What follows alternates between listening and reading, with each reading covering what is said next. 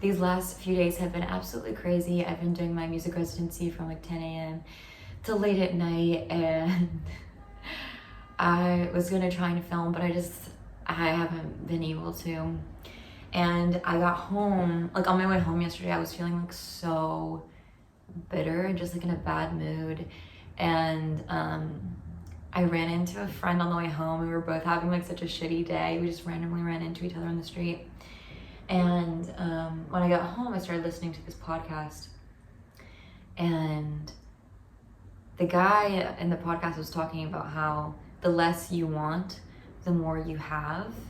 And that really resonated with me. So I just wanted to talk about that this morning. How, you know, even the Dalai Lama says, to quote the Dalai Lama, when you start wanting what you have instead of trying to have what you want, you become so rich. And when you stop wanting things, you have everything, because you can actually be like, actually, I don't need anything. Like, I don't need for this thing to turn out a certain way. I guess it's like the law of detachment, basically. I don't need to have control over everything. I can just relax. And then you just sort of have everything. And when I had that sort of breakthrough yesterday because of that podcast, I was like, yeah, like what am I fucking like complaining about? You know what I mean? I think I get into like a little bit of bad moods when I feel overwhelmed or overstimulated, or when I feel like I don't have enough me time. But I think that every time that I just detach and I tell myself like, you have a really great life, you know what I mean? Things just end up working out.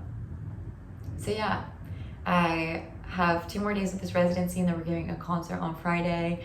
And instead of being like, I want to have control over how it's going to go, I'm just going to enjoy myself and make the most of it, because it's all gravy. So just think about that this morning. Just wanted to share those few words. I feel like apologizing because I feel like my videos haven't been as interesting lately, because I haven't really had the space to make vlogs. They've just been more sit down videos. But also I think that sometimes it's just nice to have someone talking in the background, and maybe you're also, you might be having a shitty day, and just remember that when you release, you detach, you allow the space to actually be present and enjoy what you have. You know what I mean? It's always so funny in life whenever I detach from something, like weirdly it sort of comes back to you in a sense. It's like an energy thing.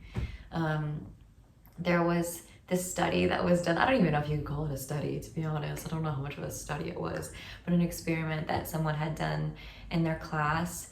And it was like, they are standing at the front of the class, and they said, okay, send me all of your energy. And then they felt repelled when that happened. And then they said, okay, now take that energy back. And they could feel it. And I think that a lot of times in life it's like that. I don't even know what I'm saying. Okay. Also, I just want to say that for the first time ever, YouTube made me cry the other day. Someone left a comment on my last video basically saying that they thought I was schizophrenic because of the way that I express myself. And I didn't cry because of their comment. Like, I have gotten mean comments before. But I cried because there was like 10 people who responded to that comment, just like defending me and sticking up for me. And it made me cry because I was like, oh my God, like, you know, you guys didn't have to do that. And it just made me feel like so loved. So I just want to say that, yeah, I think people forget sometimes that like creators have feelings too. But no, like, I don't care. Like, obviously I know that I just have like a way of expressing myself that I'm just trying to like figure it out as I say things. And so yeah, like, I don't take to heart what that person said, but it did really touch me that all of you guys responded so nicely. And then I think that person actually felt bad because they deleted the comment, because I wanted to screenshot it and send it to my brother and be like, look what the fuck someone said to me today. Because I always get these funny like just off the wall comments, and then I will like collect them and send them to my family, and I'm like, see, like, look what it is. Yeah, I just wanted to say thank you guys who responded to that and stuck up for me, because it made me feel really loved. I actually also saw this, I'm a notes app girly, so like when I hear something that touches me, I will write it in my notes app. And someone on TikTok said something the other day that I was like it literally, like I gasped, and it said, if they couldn't speak, would their actions tell you that they love you? And I started going through like the list of people in my life, and I was like, yes, this person loves me. No, this person doesn't love me, you know what I mean? And I just think I don't know, I just wanted to share that as well, in case you guys are also, I don't know, I don't know if you're also what, but yeah. Anyway, I am going to practice singing this morning. I have un rendez-vous à midi, et je vais essayer aussi de filmer le concert, la résidence. I still haven't like posted anything from Berlin or my tour or anything. I just haven't had time, okay? But yeah, I'm gonna practice some singing. What did I ask for that I now pay for? Would it have killed you to explain that you weren't ready and you nearly told me, and still I gave you my honest commitment? I suddenly sinned. I was the floorboard holding it down. See, my thing is, I think I have a nice low voice and pretty good control over the low voice, but when I have to switch into like the higher parts, I really feel like I don't have a lot of control. And I think that is the one thing during my concerts that I'm always like, oh my God, please just let me be able to have control over my voice. And it's always like hit or miss. And I used to be really hard about myself about that, but I mean, as Neil Young once said, it's not about having a great voice, it's about having a voice with authenticity. And I mean, he said that, but he has a great voice, so okay, Neil Young.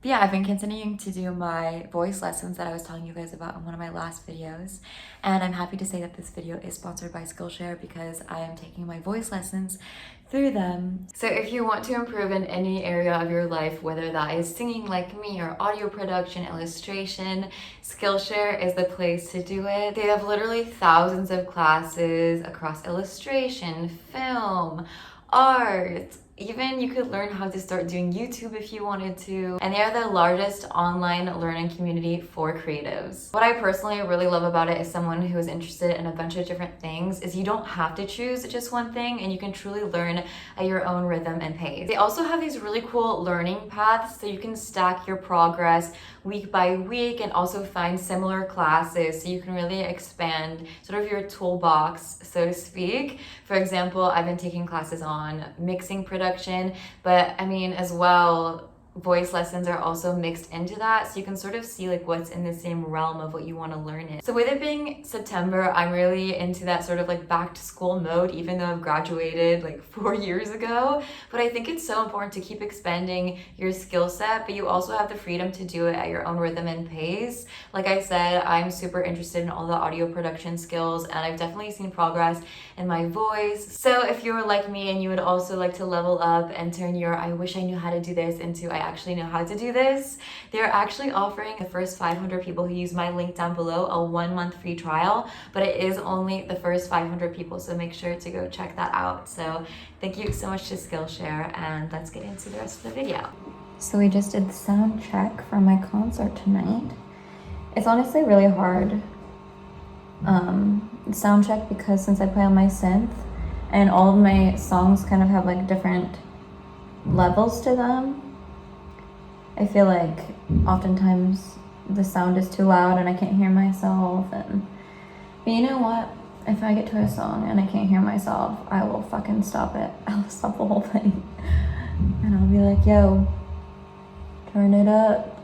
I think I'm getting really good about sticking up for myself though. People think I think I come off as a bitch, but it's really just like I want things how I want it because like this is my work, so if it's not how I want it, then it's not gonna look bad on them, it's gonna look bad on me. I don't know, I would just say I'm exigeant. What is the English translation for that? I am exigent, that's not a word.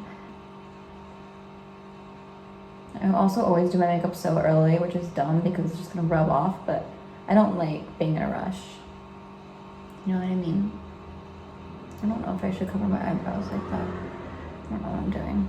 It's also my first time that I'm gonna be performing Fuck the Art World on my synth instead of the guitar.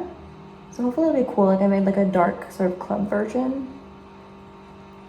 We'll see. It's really a big challenge playing everything acoustic and like without a backing track. When you play things live with everything acoustic, you can be more spontaneous. Like I can decide like, oh, I'm gonna push this button, and when you have a backing track, it's very much like.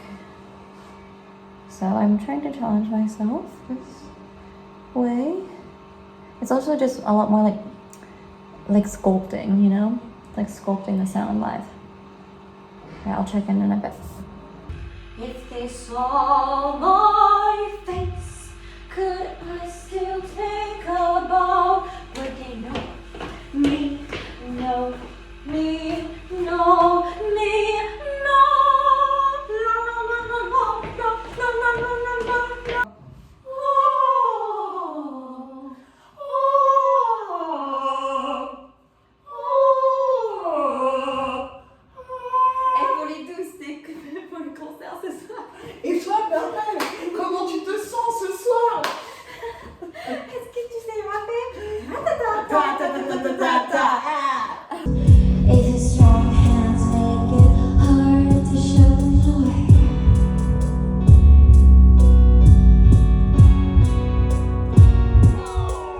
and I know it's hard to picture. Isabel, what can I do? Just because it's hurting you.